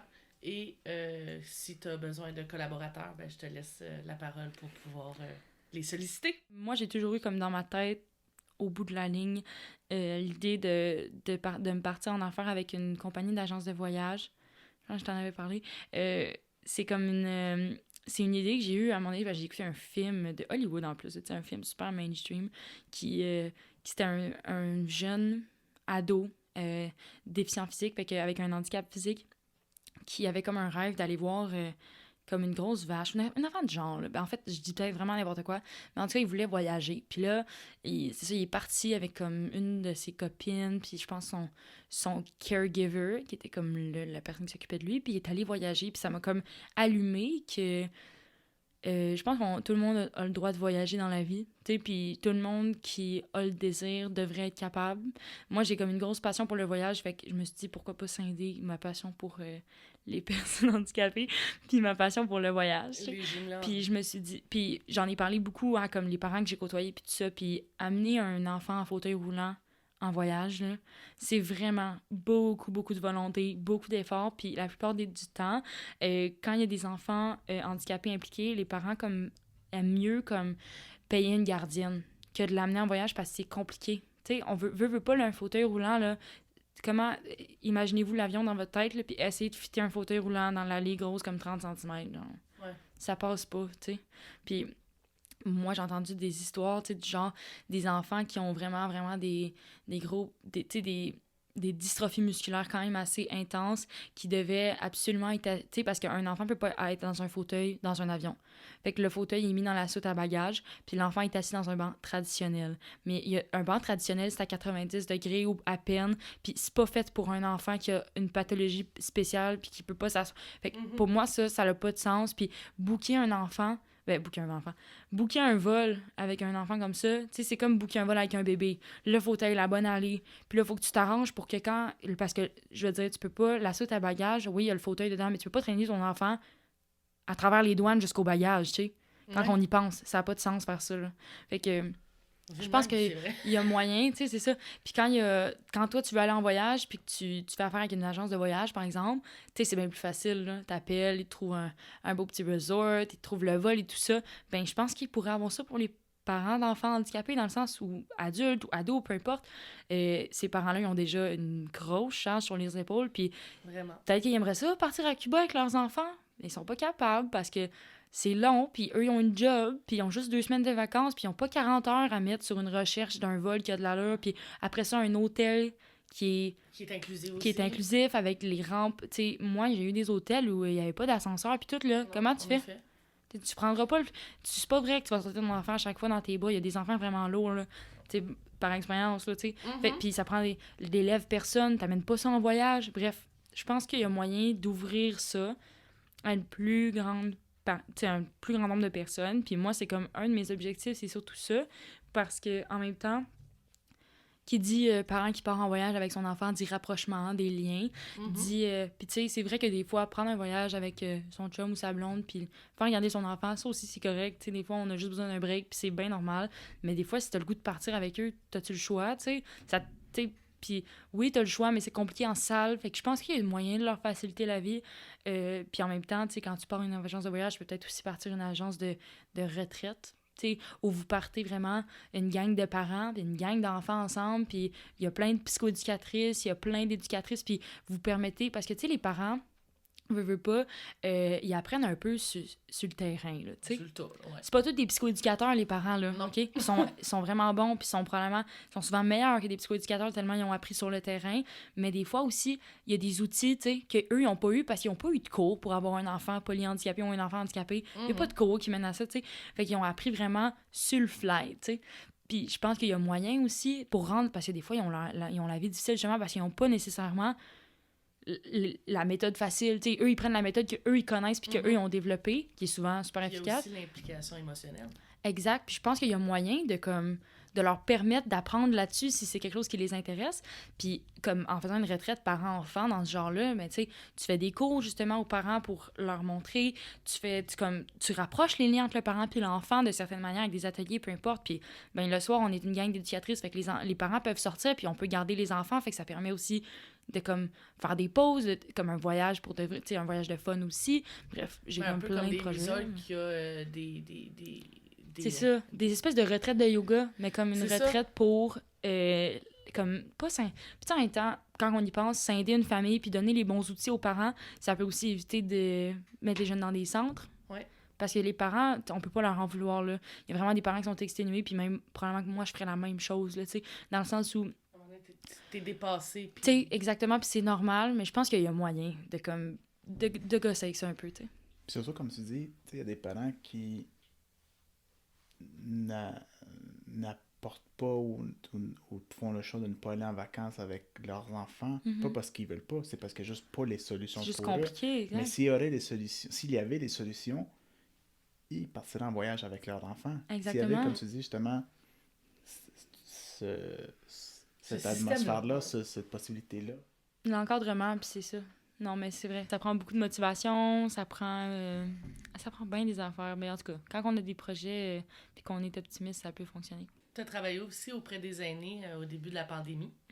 Tu as testé l'animation aussi en pandémie. Tu as été de première ligne comme travailleur essentiel en abordant notre moment de vérité. Quel défi du système as-tu été témoin? Ah, c'est vraiment un gros défi sale, comme je dirais, dans le sens où moi, le défi que j'ai trouvé le plus difficile, c'est que en tant que comme... Tu sais, moi, j'étais pas l'infirmière, j'étais pas le médecin, j'étais plus proche des aînés parce que j'étais comme un peu la fausse préposée aux bénéficiaires. Fait que c'est moi qui faisais comme leurs soins de base, c'était comme donner une douche et tout ça. Puis ça permet vraiment de comme parler avec eux autres plus que si tu venais juste faire ton médicament puis tu repartais, tu sais. Puis par le fait même, j'ai eu comme vraiment l'opportunité de parler à plusieurs aînés. Puis j'ai aussi eu l'opportunité d'en voir certains aller. Puis j'ai trouvé ça triste parce qu'il y a certains d'entre eux qui manifestent comme lucidement, tu sais, le désir de comme de partir en... Moi, je trouve que le principe de partir en dignité, c'est vraiment quelque chose d'important. Puis c'est quelque chose qui n'existe pas vraiment beaucoup aujourd'hui, là. Tu sais, on va prendre l'exemple juste des CHSLD, des gens qui ont complètement perdu leur dignité puis qui peuvent même pas prendre la décision pour eux-mêmes de mettre fin à ça. Je pense que, tu sais, puis là, on parle d'aide à mourir un peu, mais comme je pense que l'aide à mourir a ses limites au niveau justement de la lucidité, puis on veut pas commencer à faire du suicide assisté illégal, là.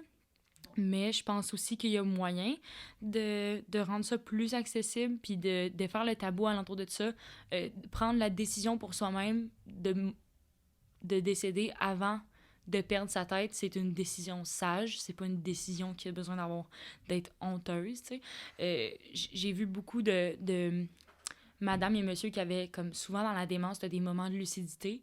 J'ai eu comme l'occasion d'en voir quelques-uns des moments de lucidité où la personne me disait comme mot pour mot, comme je suis plus capable, là. Puis j'aimerais ça, comme pas avoir à vivre de même, puis pour moi, entendre ça, ça me brise le cœur, puis je peux pas croire c'est comme si on les forçait à vivre. Puis on peut pas forcer quelqu'un à vivre dans une vie comme ça, tu sais. C'est comme on les prend, on les isole, on les met dans des CHSLD, tout ça, puis après ça, on leur dit, ben, tu peux pas comme arrêter de vivre, il faut que tu continues jusqu'à temps que ton corps s'éteigne, mais des fois, ta tête, elle s'éteint avant. Puis t'es censé pouvoir prendre la décision pour toi-même de...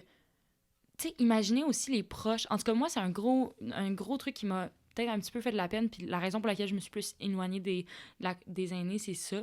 C'est que en étant proche d'eux, j'ai réalisé à quel point il y en avait beaucoup d'entre eux qui n'auraient pas voulu se rendre là, puis qui sont pognés là.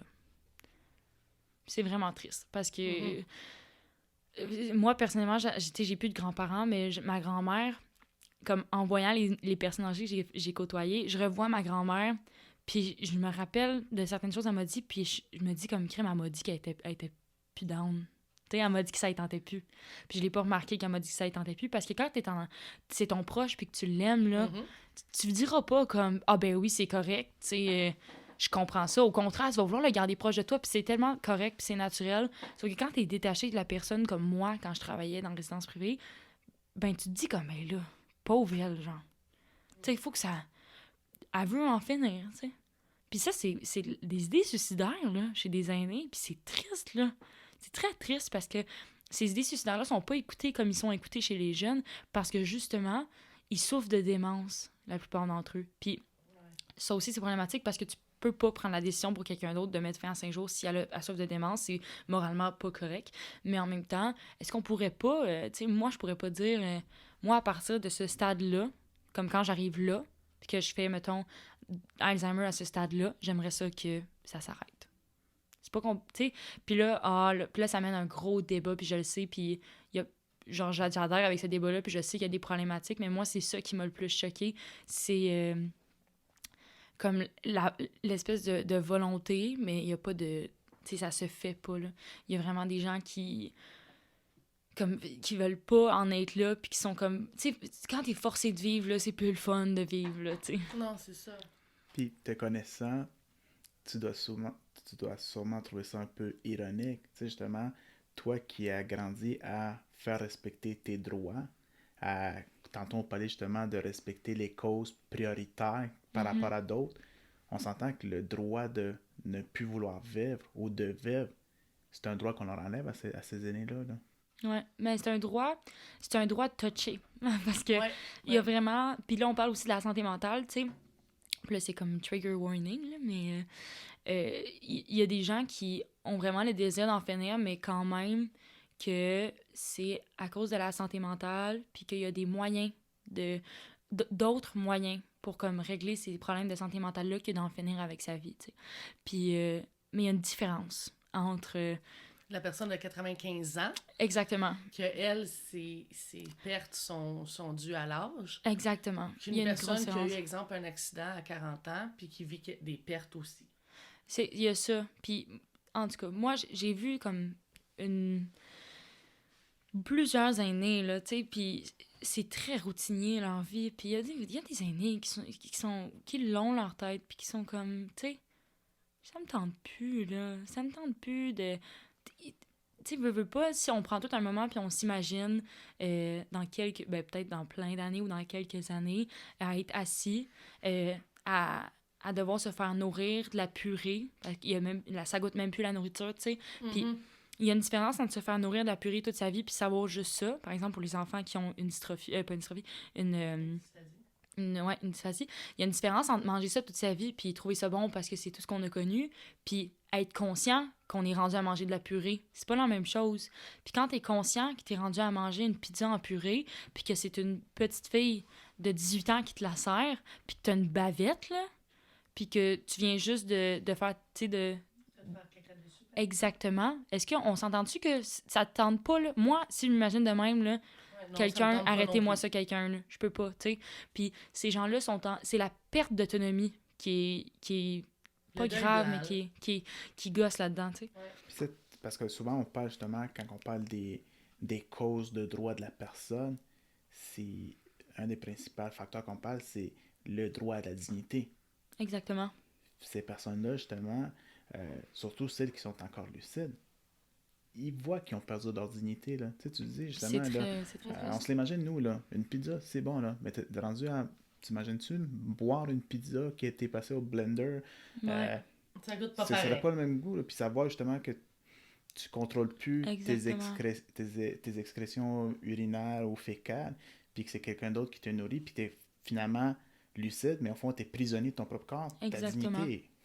C'est très triste, puis j'en ai vu, là, tu sais, comme des madames ou des messieurs qui s'excusent, là, qui font comme, par exemple, c'est normal, moi aussi, je m'excuserais. Tu sais, du jour au lendemain, tu urines dessus. Je comprends que tu t'excuses, mais en même temps, je comprends. Puis tu urines sur le soulier de la madame. C'est ça. Mais mettons, moi, je suis là, tu sais, je portais une sandale, OK, pied ouvert. Puis la personne m'a uriné dessus. Mais vous auriez dû voir son visage, tu sais. Puis peu importe comment je disais, hey, madame, c'est tellement pas grave, c'est correct. Je veux dire, moi aussi, là, j'aurais honte. Tu sais, c'est pas le fun. Puis on le sait qu'on veut pas qu'ils se sentent comme ça. Puis moi, jamais je leur ferai sentir de même. Mais c'est quelque chose d'intérieur, puis on peut pas invalider ça parce que moi-même, là, puis j'en ai eu des madames qui se sont excusées, là, comme, puis qui se sentaient vraiment mal. Puis tout le long que, comme, on faisait un changement de culotte, par exemple, des sorry, tu sais, comme vraiment, ils s'excusent. Puis, crime, ça me brise le cœur, là. C'est ça, arrête de t'excuser, tu te fais plus de mal que ça me fait plaisir, là, à la limite, je m'en fous, là. Non, mais c'est ça, puis pas juste ça, c'est que pendant qu'elle s'excuse, elle se tape sur la tête. Exactement, je trouve ça vraiment pour triste. rien, parce que c'est hors de son contrôle, tu sais. Elle n'est pas en apprentissage d'aller sur le pot. Elle est en apprentissage, est en désapprentissage d'un aspect qu'elle a zéro contrôle, tu sais. Mais, puis pour moi, ça, c'est comme...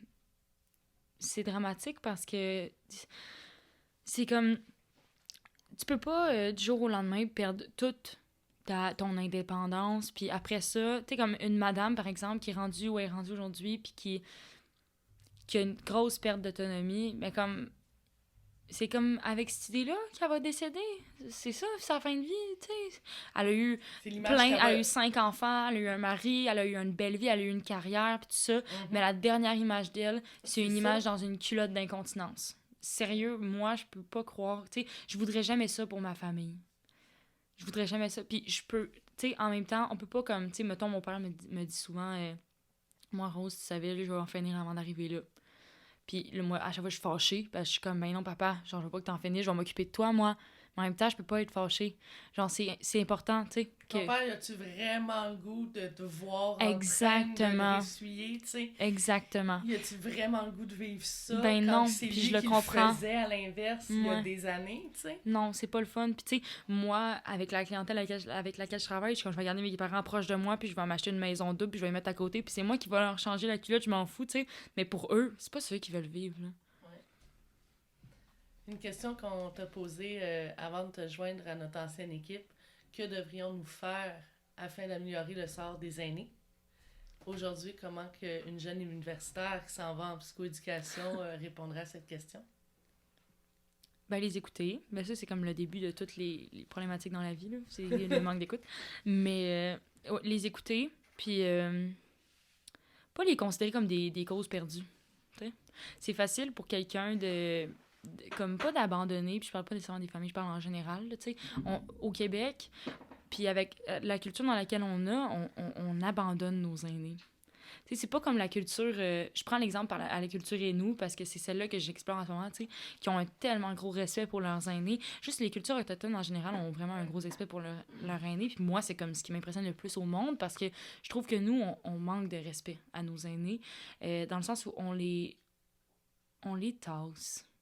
Tu sais, ils ont fait leur part dans la société, ils ont fini, allez-vous-en dans votre résidence, puis arrêtez. Puis non, ils ont fait leur part dans la société, fait que là, tu leur dois de t'occuper d'eux autres parce qu'ils ont fini leur part, toi, tu fais la tienne, puis c'est ça le cycle de la vie. Mais c'est pas le cycle de l'abandon, là. Puis on les abandonne. Ils sont abandonnés. Si vous voulez mon avis. Puis déjà là, si on arrêtait de les abandonner, puis on les écoutait, puis on les considérait comme des gens qui ont de la sagesse, puis qui ont vécu beaucoup plus que nous, puis qu'on doit traiter avec respect, ça changerait tellement la donne. Parce que c'est une question de mentalité culturelle aussi, là. On n'a pas cette mentalité-là, nous autres, de la sagesse, là. Tu sais, quand quelqu'un dit qu'ils ont un aîné, il voit comme une vieille personne qui traverse la rue trop lentement, puis qui honnêtement, qui se fait pipi dessus, tu sais. Qui traîne, puis qui est pas long, ça. puis, tu sais... Un aîné, c'est quelqu'un qui a de la sagesse, tu sais. Qui a plein d'histoires à te conter. C'est surtout que maintenant, en 2021, dans la société, je vais dire québécoise, mais nord-américaine où l'on vit, les aînés sont perçus comme un fardeau économique. Exactement. Vu qu'ils sont rendus majorité que ceux qui travaillent maintenant, tout ce qui est spécialistes dans l'économie nous le disent, ben, on va devoir payer pour les aînés. Ben oui, mais c'est quand même cette grande majorité-là qui a tout bâti ce dont on profite aujourd'hui. Exactement. Il y a aussi le fait que... C'est quand même eux qui ont donné le droit de vote aux femmes, là. Ben, tu sais, c'est ça. C'est eux, nos descendants. Il n'y a pas juste ça. Il y a aussi le fait que les aînés au Québec créent des emplois, là. On oublie ça des fois, mais ça, c'est quelque chose qui fait beaucoup rouler le moteur économique. Puis, c'est sûr qu'on est dans un gouvernement capitaliste, fait que ça changera jamais. À moins qu'on change d'idéologie politique, mais ça changera jamais cet aspect de faire du cash, là. Mais les aînés au Québec, ils créent beaucoup d'emplois, tu sais. Ne serait-ce que par tu sais, les CHSLD, c'est très problématique. On s'en a dessus. Wow. Puis même si ça crée des emplois, c'est encore très problématique. Mais il y a quand même il y a moyen. Il y a moyen, là. Moi, j'excuse pas les malfaçons par l'argent, là, OK? C'est pas parce que... je peux comprendre qu'il y a des gens qui excuseraient ça de même, mais moi, je refuse de faire ça parce que c'est pas parce que ils font plus partie du moteur économique qu'on doit les... Puis ça, c'est la même chose pour les personnes handicapées. En tout cas, ça, c'est le gros débat, là. Mais ces gens-là, ils méritent autant d'attention que tout le monde, là. En tout cas, ça, c'est... C'est pas lui qui a choisi, là. Premièrement, tu sais. Puis aussi, c'est ça, la création d'emplois, c'est vraiment quelque chose d'important dans un mécanisme de société. Puis ces gens-là en créent... Puis si on prenait mieux soin d'eux, puis qu'on permettait à plusieurs personnes de travailler pour... Tu sais, on s'est entendu qu'il y a pas beaucoup... Dans la plupart des CHSLD, il n'y a pas beaucoup de gens qui travaillent. Puis là, encore une fois, c'est très ironique parce qu'on dit qu'ils font pas rouler le moteur économique, mais en même temps, on fournit pas en personnel, là. On pourrait créer bien plus d'emplois que ça. Ça, c'est... Puis, tu sais, je comprends pas tant le mécanisme économique, mais en tout cas, je suis plus Non, capable de... moi, je suis d'accord avec toi, justement, parce que pour moi, comme tu le dis, ils font rouler l'économie. Mhm. Écoute, tous les employés qui ont été recrutés là pour aller travailler à SHD, c'est des emplois, là, c'était 10 000 emplois. Ça l'a sorti le Québec un peu de Tous la les merde. médicaments qui payent. Ouais. Tu sais, je veux dire, plus que tu vieillis, plus tu utilises de médicaments. Tu sais, fait que leurs produits qu'ils utilisent, tu sais, je veux dire, ils sont encore là à faire rouler l'économie. Non, ils payent pas d'impôts, non, ils travaillent pas, mais ils sont encore là-dedans. Ouais, mais de là, toute t'sais, manière, c'est la pas valeur parce qu'ils humaine... travaillent pas qu'ils sont pas... ils ont travaillé, je veux dire, à un moment donné, c'est comme... à un La moment donné, valeur ça t'arrête, humaine, là. ouais. La valeur humaine est là, comme elle dit, puis C'est tu sais, ça. tu dis, non, ils travaillent pas, mais en même temps, je suis désolé, puis on n'embarquera pas dans le sujet, mais les gens sur le bien-être social ne travaillent pas non plus, Non, et c'est pourtant, ça. eux autres sont Ils plus ont le droit, respectés qu'un ouais. aîné. Mhm. Tu sais, tu dis justement, les personnes avec un polyhandicap, tu sais, c'est pour ça qu'on a créé le podcast, pour pouvoir donner une voix à ces personnes-là et aux intervenantes comme toi qui ont travaillé auprès de ces personnes-là. Tu le vois que ils ont droit aussi à une qualité de vie puis à une dignité. Mhm. Exactement. Malheureusement, c'est pas une des causes, comme on disait tantôt, qui est priorisée malheureusement. Présentement, il y a peu de gens qui veulent leur donner une voix. Mais le problème, c'est que avec notre comme société en ce moment, on mesure la valeur humaine par l'argent. Mais c'est pas comme ça que ça se mesure de la valeur humaine. C'est pas en termes de combien tu apportes dans la société au niveau argent, là, tu sais. Puis là, ça, c'est une problématique, puis ça change d'une idéologie politique à l'autre, mais juste en général, moi, personnellement, je détermine pas la valeur de quelqu'un par le nombre d'argent qu'il produit dans notre société. C'est tout. Puis pendant tout cet été-là que tu as travaillé avec notre belle clientèle, nos aînés, tu as côtoyé des hommes, des femmes de différents milieux de travail, de différents sphères. Ils sont venus de différentes éducations aussi. Tu sais. Est-ce que tu aurais un aîné à nous présenter qui t'a marqué, qui t'a transmis des valeurs ou changé ton école de pensée? J'ai vraiment beaucoup d'aînés qui m'en ont beaucoup appris. C'est pas dont celle-là je veux parler, mais il y a une résidence dans laquelle, très multiculturelle, dans laquelle j'ai travaillé. Puis ça m'a fait capoter. J'ai jamais rencontré des madames russes de toute ma vie, là, puis ils parlaient pas un mot français, là. Ça, c'est une très, très drôle de confrontation entre moi, la jeune femme de 19 ans, québécoise, francophone, puis la madame de 80 ans, russe. T'sais. Puis on était quand même capable d'établir un contact, elle et moi, ensemble. T'sais, comme quoi que dans la vie, il n'y a pas de limite. Quand tu veux parler à quelqu'un, tu vas y parler d'une manière ou d'une autre. Mais l'aînée de qui je voulais parler, puis ça ramène complètement au sujet d'avant, c'est une dame que j'ai rencontrée qui était quand même... tu sais, qui m'a pas parlé vraiment beaucoup de sa vie. Elle vivait souvent des moments de démence et tout ça. Puis le gros classique, c'est qu'elle oubliait tout le temps de mettre son appareil auditif. Fait que notre relation à nous, c'était l'appareil auditif. C'est parce que je la regardais, je pointais son oreille, puis là, elle me disait non de la tête. Fait que là, j'allais faire le tour de sa chambre pour trouver où est-ce qu'elle avait donc caché son appareil auditif. Puis c'était souvent comme dans une vieille poche de pantalon, dans le fond de son garde-robe. Fait que j'ai comme dévalisé sa chambre au moins 40 fois.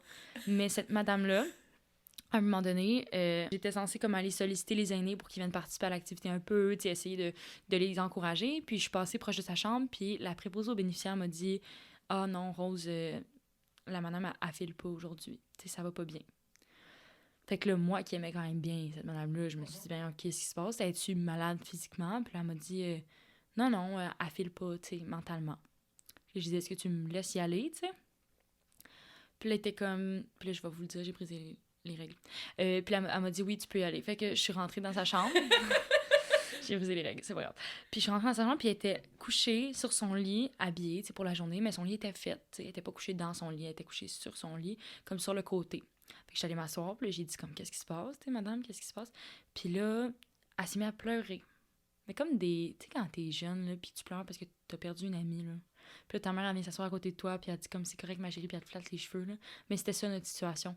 Parce que je me suis assise à côté d'elle, puis j'ai demandé qu'est-ce qui se passait, puis elle s'est mise à pleurer, puis elle m'a dit, genre, je suis juste tannée de vivre de même. Puis, tu sais, juste cette phrase-là, puis là, elle pleurait, là, moi, je me suis mise à pleurer, puis là, tu sais, comme, je l'ai flattée, puis ça, puis j'ai dit, on va faire une sieste, hein? On se couche-tu? Genre, on va se réveiller, ça va aller mieux. Tu sais, c'est tout le temps ça que tu dis, genre, va te coucher, puis ça va aller correct, là, demain. Fait que là, j'ai dit, comme là, j'allais comme border, j'ai mis une couverte, puis tout ça. Puis elle pleurait, puis on disait rien d'autre. Mais pour moi, ça a été comme quand je suis ressortie de là, je pleurais tellement, parce que ça a été comme une phrase, puis pour moi, c'était ben en masse, là. Ben en masse, parce que ça voulait tout dire, tu sais. Elle était dans le désespoir complètement, puis comme je l'ai comme bordée, tu sais. Fait qu'on a comme eu une drôle de relation, puis probablement qu'elle s'en souvient pas aujourd'hui, tu sais, mais moi je m'en souviens, je m'en souviens toute ma vie, là, parce que le fait que j'ai comme plus de grands-parents, c'est comme si, puis j'ai pas eu beaucoup de, tu sais, j'ai pas été très proche, j'ai été juste proche de ma grand-mère, puis c'est moi qui ai pris soin un peu d'elle vers la fin de ses jours, là, tu sais, je donnais ses bains, puis tout ça. Fait que pour moi, c'était comme une reproduction de ça quand j'étais avec surtout des madames, tu sais.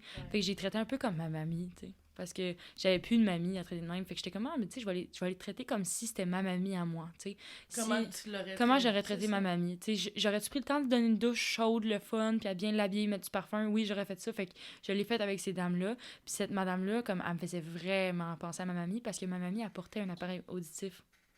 Ben, je te dirais qu'avec la perte cognitive des aînés, on parle souvent de la mémoire émotionnelle. Ouais. Je peux te garantir qu'elle ne se souvient peut-être pas de cette anecdote-là, mais il va se souvenir de ton visage si tu l'as levé. Ouais, oui, Ou probablement. de ton odeur. Ouais, Parce que des choses de t'étais à même. côté d'elle, tu l'as bordée. Puis, c'est comme qu'il dit, la mémoire émotionnelle peut tellement faire des miracles, des fois. Ben oui, c'est sûr. Puis, tu sais, si le moment que tu as donné, c'était le moment qu'elle avait besoin, que tu aies franchi les règles, Ah bon, tant mieux. tu as répondu à la demande quand même. Ouais, c'est ça.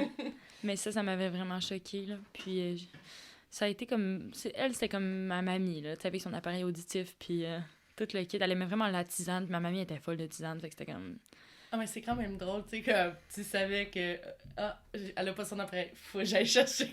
Ben, c'était tout le temps de même, puis il y a personne d'autre dans la résidence qui prenait le temps d'aller chercher son appareil, tu sais. Puis moi, ma job, c'était un peu ça. Tu sais, j'étais pas une préposée aux bénéficiaires, j'étais pas une infirmière. J'étais là pour ajouter un support, puis les aînés, pendant le COVID, c'est comme... Ils ont tellement été isolés. Fait que moi, je voyais ma job comme un peu juste comme je peux aider, je vais le faire, tu sais. Fait que dès qu'il y a, comme, il y avait quelqu'un qui était dans la marde, tu sais, j'allais l'aider. Puis les aînés aussi, c'était comme ça. Puis comme tout le monde était débordé, que c'était un peu le bordel et tout ça, ben il y a personne qui prenait le temps de demander si elle avait son appareil auditif. Mais veut pas, la madame, elle va passer sa journée à rien entendre, là. Ça Tu sais. fait un gros changement, là. Exactement.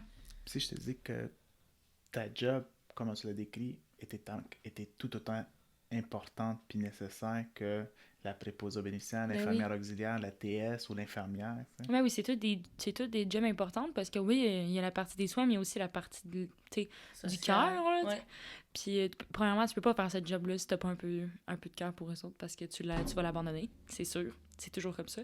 Fait qu'il il y a cette partie-là de comme... Puis moi, j'adorais ça, donner des douches. Puis encore aujourd'hui, tu sais, je travaille de soir au centre où je travaille, puis c'est moi qui donne les bains aux enfants. Puis c'est comme mes moments préférés parce que c'est tellement des moments comme purs.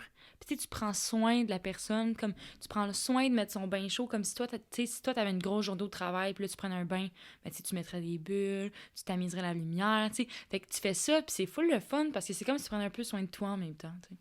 Puis tu lui permets de passer un bon moment malgré l'intrusion de son intimité. Ben Ouais. oui. Puis la plupart des personnes avec qui... Ben, avec qui? Non. À qui j'ai donné des bains. Comme... c'est ça, c'était pas avec. On Lapsus. rectifie tout de suite. C'est pas avec, c'est À à. qui? Les personnes à qui je donnais des bains, souvent, pas beaucoup... Tu sais, c'est rare quand t'es rendu probablement pour les aînés, puis pour les personnes qui ont une déficience intellectuelle, il n'y a pas beaucoup de notion de pudeur. À un moment donné... tu te la fais changer la culotte, là. Fait que tant qu'à y être, tu sais, voilà. Fait que souvent, les bains pis tout ça, c'était pas comme un moment... tu sais, j'avais pas l'impression, parce que eux ils agissent pas comme ça, que tu sais, je rentrais dans leur intimité. Au contraire, c'est comme si comme je leur en donnais une. En tout cas, je sais pas comment l'expliquer, mais les bains pis tout ça, c'est tout le temps ma section préférée. Ben, comme tu dis, tu crées la sensation, l'émotion que tu aurais voulu Moi, vivre j'aurais eu si à j'avais ce pris mon bain moment-là. chaud, mettons, là, tu sais. Puis en sortant du bain, quand, tu sais, tu mets le temps de prendre... Tu mets de la crème, puis là, tu mets un beau pyjama, tu sais. Ça, c'est comme... Puis là, tu sors du bain, puis là, t'es comme... Là, il y a la grosse lumière dans l'affaire, fait que là, tu baisses la lumière, tu sais. C'est l'heure d'aller se coucher. C'est le fun pour moi. Puis si t'as vraiment du fun à faire ce genre de choses-là, ben tu vas pouvoir garder cette job-là toute ta vie, là, parce que c'est comme... Tu peux tout le temps y aller dans les petits détails, puis comme faire tout pour que ce soit parfait, là. Tu es conscient que ce que tu fais, c'est de l'empathie. C'est ce qu'on essaie Probablement. d'apprendre en formation à plusieurs intervenants, Toi, que tu l'as plusieurs tellement intervenants naturel. ne comprendront pas, mais pour toi, c'est naturel, cette empathie-là, parce que, comment tu nous en parles, t'as pas pitié d'eux, tu sais, t'es prends pas Mais comme non. des personnes à ta charge, tu les traites comme À ça part serait entière. quelqu'un de ta famille, en les respectant, mais tu sais, tu es capable de leur faire vivre justement cette émotion-là, sans qu'ils se sentent comme, ok, ben encore là, elle est là pour faire sa job. Non, toi, tu dégages que tu es là pour ton plaisir aussi. Mais moi, avec ces gens-là, tu sais, c'est pas moi leur éducatrice à temps plein, pis tout ça, fait que c'est pas moi qui leur apprends quelque chose, là. Moi, je suis là pour, tu sais, surtout à ma job en ce moment, tu sais, c'est du répit. Fait que moi, je suis là pour qu'il y ait bien du fun pendant leur fin de semaine, puis c'est tout, là. Fait que dans le fond, quand on y pense, ils en apprennent pas mal plus à moi que moi, je leur en apprends, parce que je leur apprends rien, là, tu sais. Ils se rappellent pas, mettons, que c'est moi ou que c'était pas moi ou peu importe. Souvent, ils ont comme vraiment des déficiences profondes. Fait que dans le fond, ils vivent juste le moment présent, puis moi, j'en apprends plus, tu sais. Mais encore une fois, tu vois, ce concept-là, que ce que tu viens de dire, que tu en apprends plus d'eux que, Eux que de eux de toi, c'est le principe de l'intervention. C'est le principe de la vie, là, selon moi. C'est le principe d'intervention, puis malheureusement, certains intervenants l'oublient. À un certain moment donné, il y a un complexe de Dieu qui se crée chez des intervenants jeunes ou expérimentés. Mais pour toi, c'est déjà là, puis c'est quelque chose qu'il faut que tu maintiennes tout au cours de ta carrière. Là. Mais c'est sûr, puis c'est ça que tu dois maintenir dans la vie de tous les jours aussi, parce que si tu vas à la rencontre de l'autre, peu importe c'est qui, avec l'idée que tu vas en apprendre plus que ce que tu vas lui donner, ben tout l'aspect, puis là je reviens comme au projet Sens, puis tout ça, mais tout l'aspect colonisateur, tout l'aspect du sauveur, tout ça, ça va disparaître parce que à partir du moment où tu considères que l'autre peut t'en apprendre plus que toi-même, ben t'arrives pas avec l'idée que t'es quelqu'un de mieux, tu sais. Puis t'arrives pas comme aspect que t'es le sauveur non plus. Exactement, puis c'est important parce qu'on a tellement en fait l'aspect du sauveur dans notre vie qu'il faut que ça l'arrête, là. Il faut qu'on arrête de penser qu'on est supérieur aux autres parce qu'on a des moyens économiques. Il faut que ça s'arrête. Il faut que ça devienne individuel, puis il faut qu'on comprenne que dans la vie, probablement que la personne qui a moins de moyens économiques que toi en a vraiment plus à t'en apprendre que toi t'en as à apprendre. Parce qu'on en a mangé des croûtes, comme on dit. Des trucs de même, puis peu importe, tu sais, des cultures et tout ça, là, souvent, on a l'impression que comme les cultures, tu sais, ça fait peur, tu sais, on les connaît pas, mais les crimes sont vraiment riches, là. En tout cas, moi, je trouve ça vraiment intéressant, là.